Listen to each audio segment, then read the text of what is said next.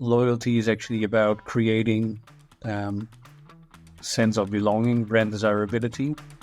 And that for me is not just about customer experience alone, right? It's a sum of brand, user, and customer experience that's key to basically be synonym to brand desirability. And that should come with an emotional connection to the brand.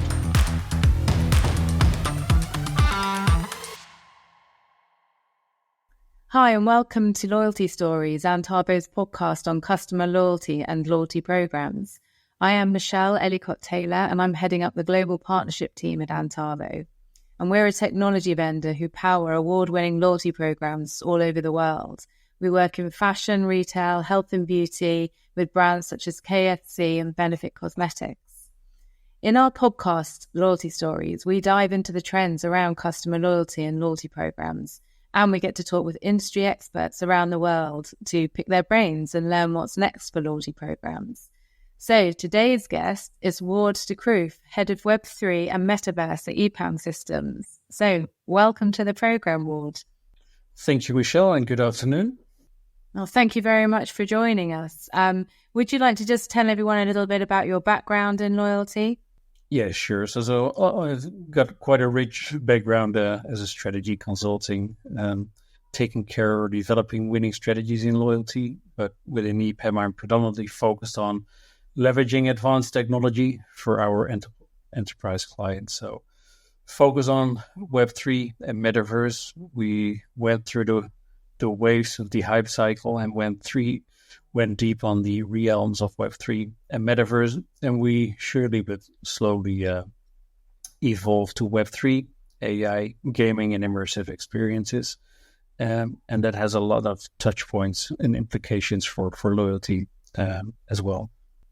Great, excellent. Okay, well, thanks very much for joining us. And I guess to kick off, it's always very interesting to ask our guests about their favorite loyalty programs. So can you give me an example of something that's been a favorite for you in this space? Yeah, of course. Well, I think I might disappoint you, right? But by not having a favorite loyalty program, I think I'm too biased to say this is a favorite. Yeah. I think if you look at the core of what does loyalty actually mean, right? It's a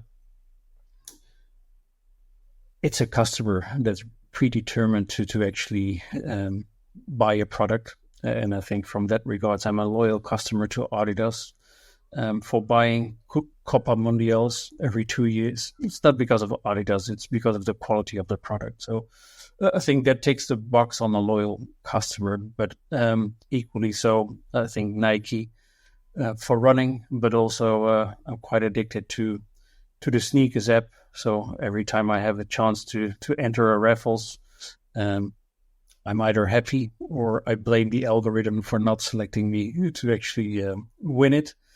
And I think the North Face, I think has really good elements to leverage as best practice. So whether it's their member-only field testing, which I think is quite a clever element of their loyalty program, or the North Face Renewed program, right, which is really adding sustainability to the loyalty program and creating a circular ecosystem, is also, I think, a best practice for those in fashion and luxury retail. I like Nordstrom because of the richness of their reward catalog, right? So they're not a favorite, but I think they're definitely best in class and good examples to look at. Yeah, I mean, that's really interesting with the fashion brands that you've mentioned there, and obviously on the kind of sporting side of things as well, with the thinking about the ways that they would actually be having the touch points with rewarding somebody and what types of loyalty campaigns they would be. So great. Thanks for sharing that. And then are you able to share a little bit more around, I guess, some examples of loyalty programs that you've actually worked on? So examples of clients, where you've been involved with their loyalty strategy. Yeah, so I think I've been involved with the major sport retailers. So I won't mention their name, right? But they're amongst the market leaders. So I've been involved in innovating membership, changing or the customer journey from a member perspective. And I think ultimately what everything has in common it's about maximizing, increasing the lifetime value of a customer, right? I think that's the primary goal and then purpose of loyalty, of driving membership. And I think it's quite dynamic. It's so fast paced and changing all the time that, within fashion, luxury retail, and sport retail, I'm helping out quite a number of our clients, and that's a fun journey. Focusing on, okay, how do we grow brand love? How do we deepen the emotional connection with a client?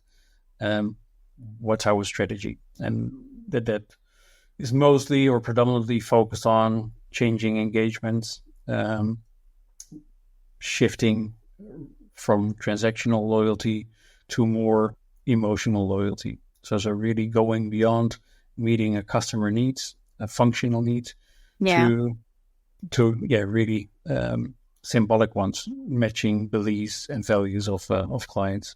Yeah, okay. And it's interesting you're talking about emotional loyalty there and also mentioning transactional. So just thinking about the changes in loyalty over the last couple of years, what would you say have been key changes in the loyalty industry? I think technology as an enabler is fueling digital transformation. And I think what we're seeing within loyalty, obviously, are the rise of digital loyalty programs with integration into app, into e-commerce, into social media. So I think that's the change that has already happened. And obviously, we're on top of the hype cycle of artificial intelligence, right? Which is nothing new. It's part of data science as we have known it for many, many years. But now with OpenAI, it's changing a shift.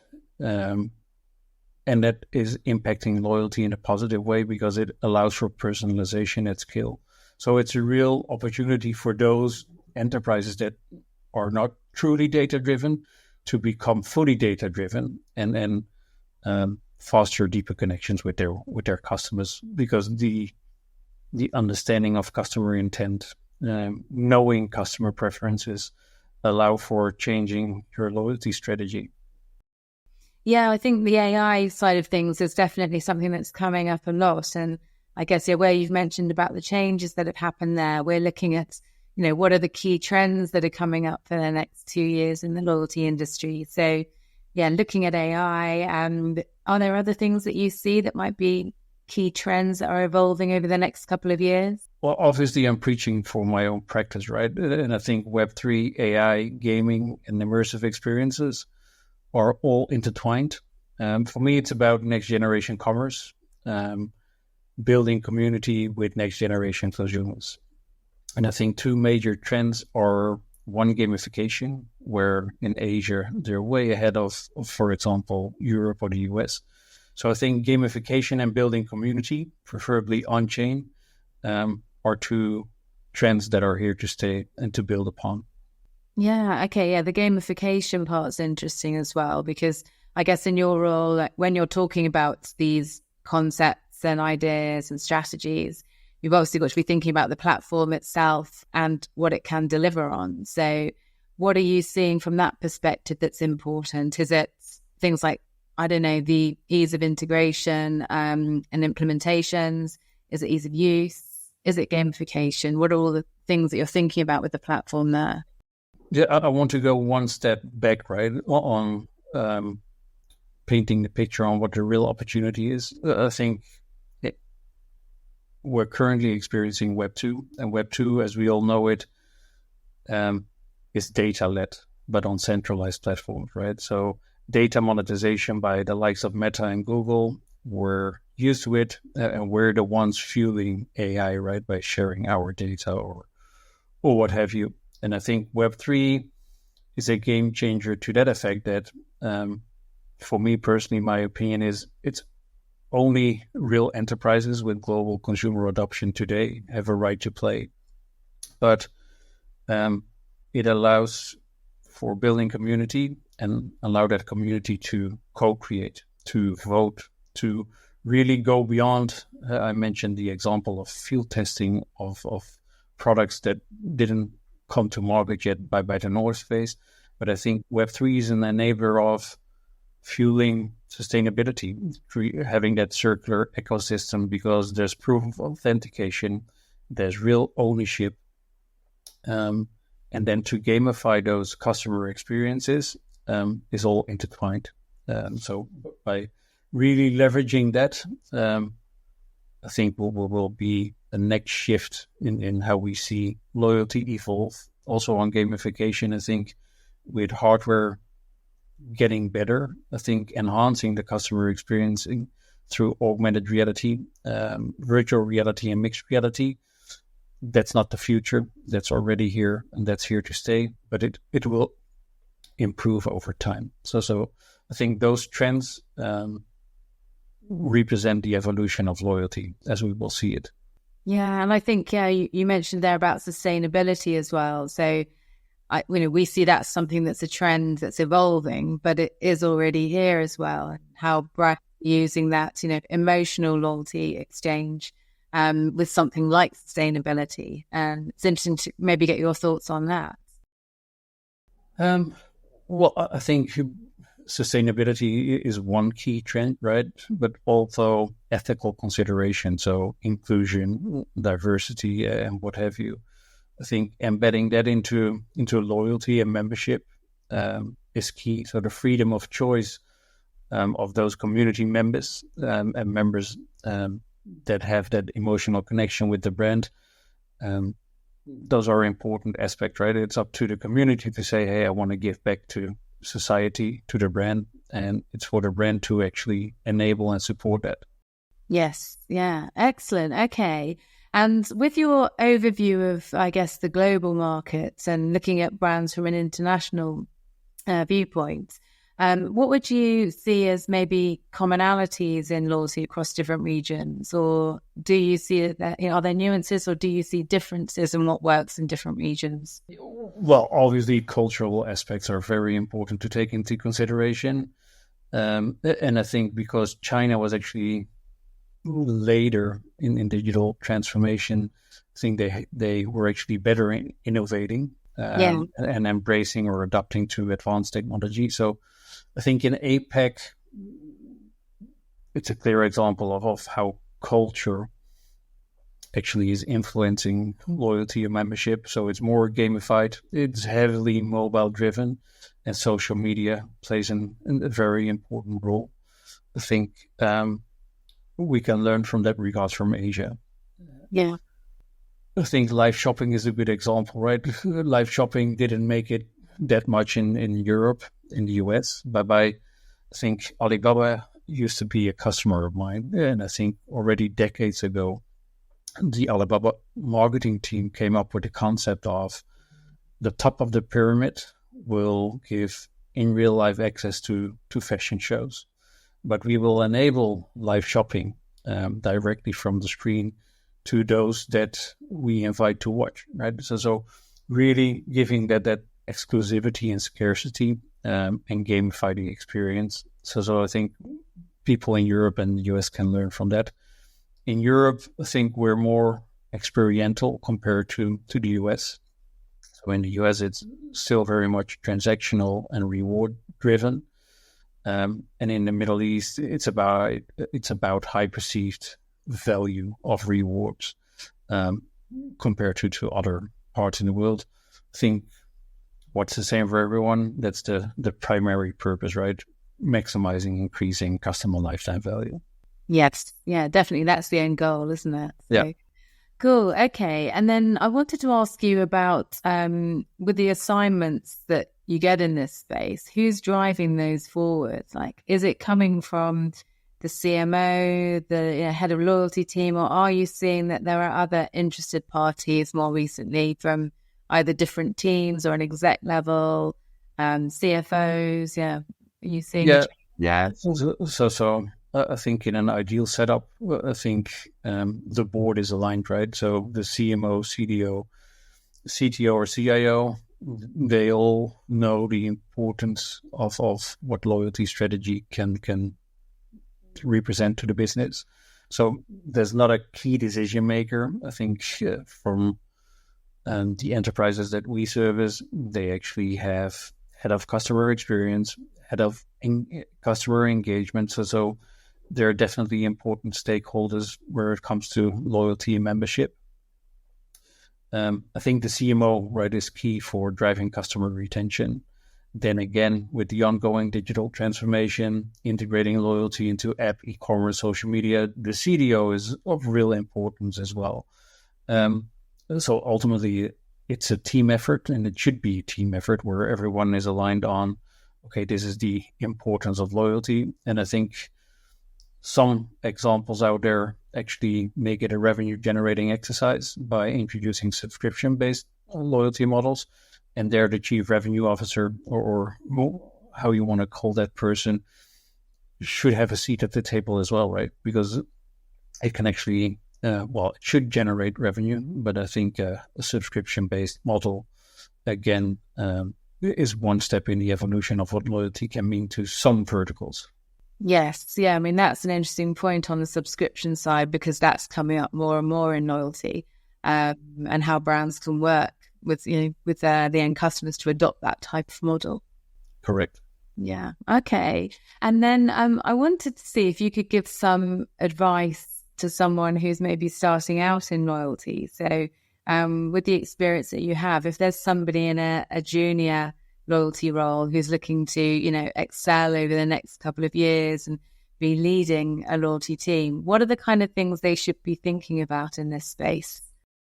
I think a few takeaways for a person with that ambition, right? Is one, core competencies that will always be important for any role, but it is building internal and external relationships.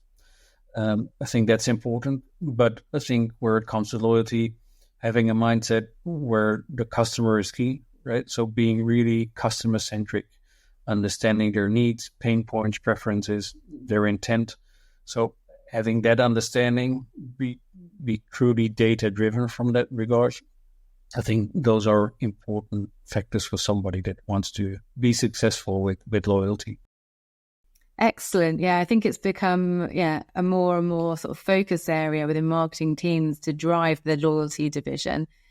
It's becoming more and more popular for people wanting to work in this space. And I heard some really interesting stats around how many loyalty programs each individual is generally associated to. So we're all experiencing loyalty in some way. So it's definitely proving a popular space at the moment. Yeah, no, absolutely. And I think the nice challenge today is to go beyond the transaction, right? So to really, for me, loyalty is actually about creating sense of belonging, brand desirability. And that for me is not just about customer experience alone, right? It's a sum of brand, user, and customer experience that's key to basically be synonym to brand desirability. Yeah. And that should come with an emotional connection to the brand. So I think for everybody within a loyalty team or within a marketing team, that's quite exciting to work on and to really focus on that. Yeah, and I think it's coming up more and more as well that it's loyalty, membership, community. These are all key things working together, aren't they? So yeah. Excellent. Okay. And then it's nearly time for us to wrap up, but I would like to ask you as well about something that's maybe surprised you in the loyalty space. So not necessarily, a favorite program or something, but is there something that's maybe been done a bit differently with loyalty? Something that, that has stuck with you? Yeah, I think we touched on AI, right? Which is really on top of the hype cycle at the moment.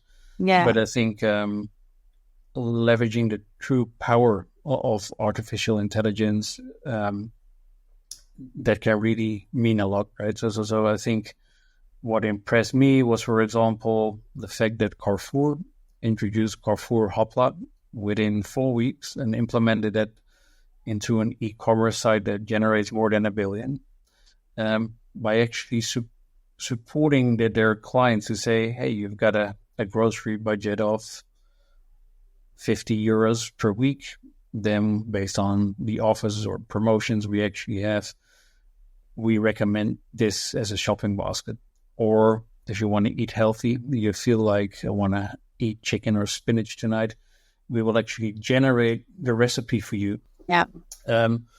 So I was quite impressed with that, but also I think similar to the Carrefour Hopla initiatives, they worked with Google, and they introduced AI Marketing Studio, which basically departs on a brief from the marketeer, where the marketeer writes a brief and then AI generates the entire campaign in with the right content for the right channels, with the right message. So I think that was a recent example, which was quite impressive on, if you talk about innovation, digital transformation, and you want to positively impact the customer journey and the customer experience to fuel loyalty and membership. I think that was quite an impressive example. Yeah, well, definitely. I haven't heard about that one before, so it's interesting to hear about that.